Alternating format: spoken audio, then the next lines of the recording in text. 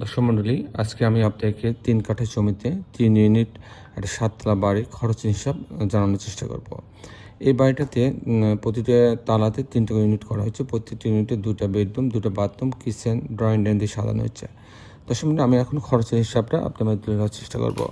প্রথম যে খরচটা আসবে পাইলিং খরচ। পাইলিং খরচ আসবে, যেহেতু এখানে 50 ফিট পাইলিং লাগছে, আপনার 10 লক্ষ টাকা প্রতি কাঠাতে পাইলিং খরচ হবে। সেই হিসাবে 30 লক্ষ টাকা লাগবে পাইলিং খরচ। এরপর আপনার pile cap, short clamp, gate beam পর্যন্ত আমাদের খরচ হবে 1200 টাকা স্কোয়ার ফিট। আর প্রতিতলা কাস্টিংয়ের জন্য খরচ হবে আপনার 14 লক্ষ টাকা।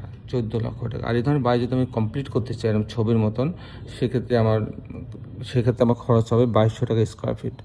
2200 টাকা স্কোয়ার ফিট হিসাবে টোটাল বাড়িটা 3 কাঠা জমিতে প্রতি তলাতে 3 ইউনিট করে এই বাড়িটা নির্মাণ করতে, একদম ছবির মতো নির্মাণ করতে আমার খরচ হবে 2,90,00,000 টাকা। সবাই ভালো থাকবেন। আল্লাহ হাফেজ।